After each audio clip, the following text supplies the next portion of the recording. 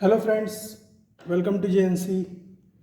Friends, इस video में जो हमारे पास क्वेश्चन है उसमें हमें कैपेसिटर नेटवर्क दे रखा है जो कि देखने में थोड़ा कॉम्प्लेक्स टाइप का लग रहा है। हमें इसका इक्विवेलेंट कैपेसिटेंस निकालना है। तो पहले इसका आप अपने से ट्राई कर लीजिए, उसके बाद आ जाइए मेरे सॉल्यूशन पे।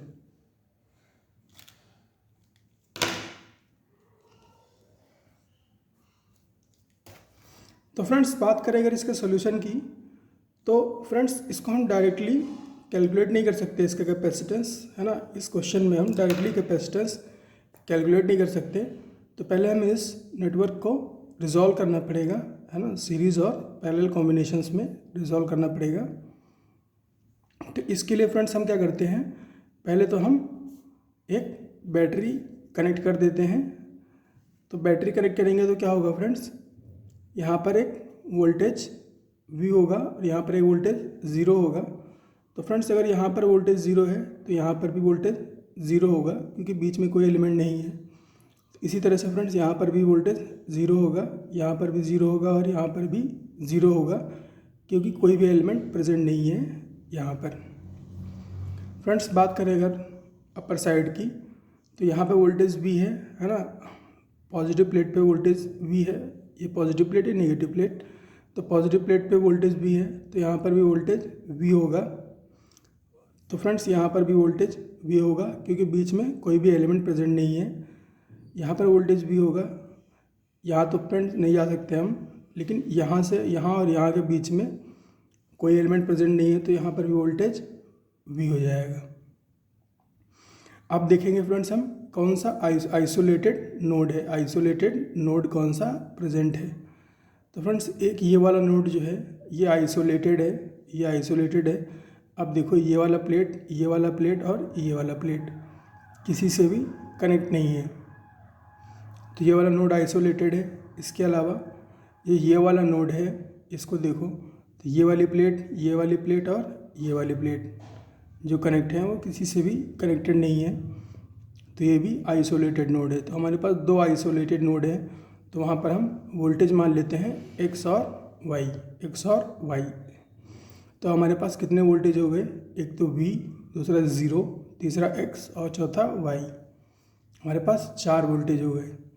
अब हम क्या करेंगे, अब हम V वोल्टेज को लेफ्ट मोस्ट साइड में रखेंगे, लेफ्ट में रखेंगे, और 0 वोल्ट है उसको राइट साइड में रखेंगे, और बाकी जो वोल्टेज हैं, है ना, बाकी जो वोल्टेज हैं उनको हम बीच में रख देंगे।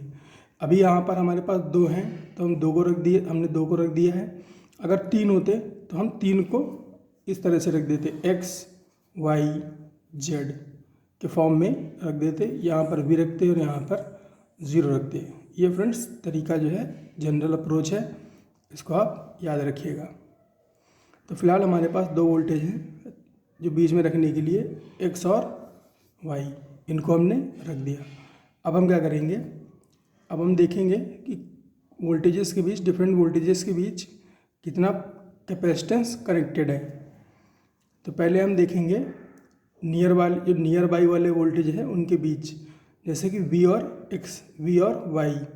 बाद में हम देखेंगे दूर वाले वोल्टेज के बीच, V और 0, एक y और 0 और x और 0। तो लेफ़्ट से स्टार्ट करेंगे और राइट तक जाएंगे। तो लेफ़्ट से स्टार्ट करेंगे तो V और x के बीच देखेंगे कौन कौन से वोल्टेज कनेक्टेड है। तो V और x के बीच, तो V और y हो गया, यहाँ पर है V और x। तो V और x के बीच कौन सा कैपेसिटर है, 1 माइक्रोफैरड। तो V और x के बीच 1 माइक्रोफैरड कनेक्ट करा दिया। इसके बाद फ्रेंड्स, V और x के बीच और कोई तो है नहीं, V x एक ही नोड पर था केवल। इसके बाद देखिए फ्रेंड्स, इसके बाद अब हम देखेंगे V और y के बीच क्या कनेक्शन है। तो V और y के बीच केवल एक कैपेसिटर है 2 माइक्रोफैरड का, तो उसको कनेक्ट करा दिया। V और y के बीच 2 माइक्रोफैरड को कनेक्ट करा दिया। कभी कभी क्या होता है कि दो कैपेसिटर भी आ जाते हैं कनेक्शन में। फिलहाल यहाँ पर एक है। इसके अलावा फ्रेंड्स, ये दो कनेक्शन हो गया। अब फ्रेंड्स हम यहाँ पे देख पा रहे हैं कि एक्स और वाई के बीच में भी 9 माइक्रोफैरड कनेक्टेड है, तो एक्स और वाई के बीच 9 माइक्रोफैरड को कनेक्ट कर दिया। अब फ्रेंड्स अपना इतना नेटवर्क रिजॉल्व हो गया। अब क्या करना है, आगे का देखना है।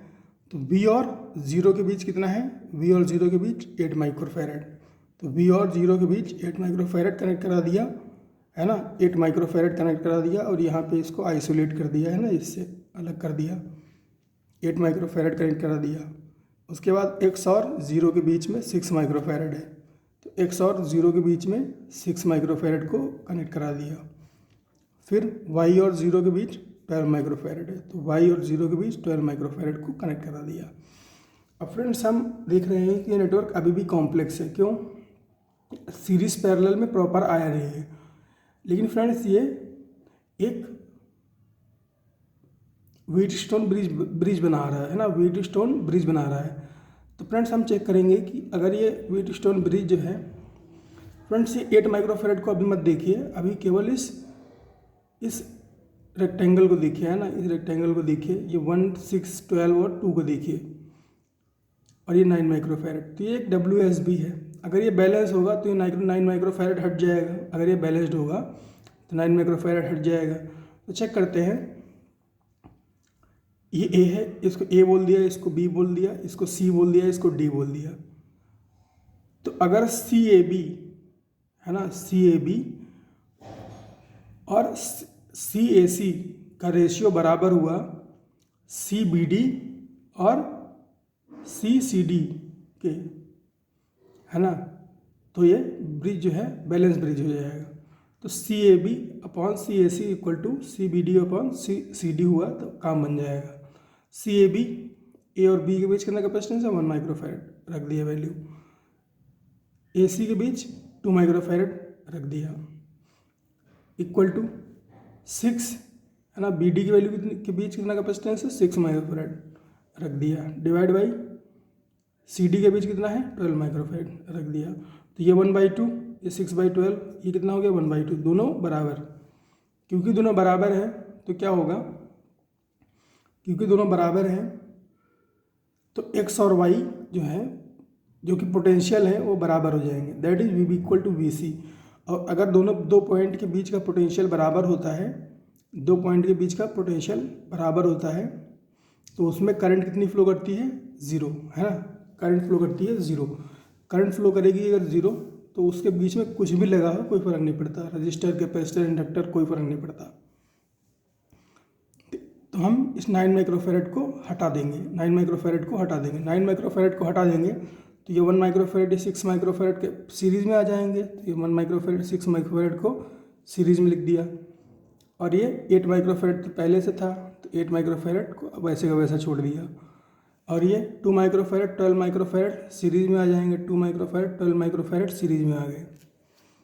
अब फ्रेंड्स पहला सीरीज़ कॉम्बिनेशन में क्या होता है, सीरीज़ में अगर दो कैपेसिटेंस लगे हैं C1 और C2, है ना, C1 और C2, तो इक्विवेलेंट कैपेसिटेंस होता है C1 C2 upon C1 plus C2, C1 C2 upon C1 plus C2। तो यहाँ पर दोनों सीरीज़ में लगे हैं, तो इनका इक्विवेलेंट निकाल लिया, 6 × 1 डिवाइड बाई 6 + 1, 6 × 1 डिवाइड बाई 6 + 1 कितना हो जाएगा, 6/7।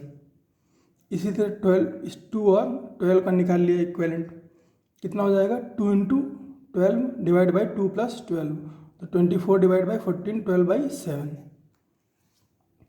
अब क्या है, अब ये 6/7, ये 8 माइक्रोफैरड और ये 12/7 माइक्रोफैरड, ये तीनों पैरेलल में है, पैरेलल में कैपेसिटेंस ऐड हो जाते हैं, तो 6/7 + 12/7 + 8, इन दोनों को ऐड करोगे 6/7 और 12/7 को, तो वैल्यू हो जाएगी 18/7, 18/7 + 8, इसकी वैल्यू हो जाएगी 18 + 56/7, 18 + 56 होता है 74, तो CAB की वैल्यू क्या आ जाएगी, 74/7 माइक्रोफैरड। इस तरह से फ्रेंड्स हम सर्किट को रिजॉल्व करते हैं, फिर WSB को यूज़ करके फर्दर रिजॉल्व करते हैं और फाइनली कैपेसिटेंस कैलकुलेट कर लेते हैं। तो फ्रेंड्स इस क्वेश्चन में यही सिखाना था, मिलते हैं फ्रेंड्स नेक्स्ट क्वेश्चन में।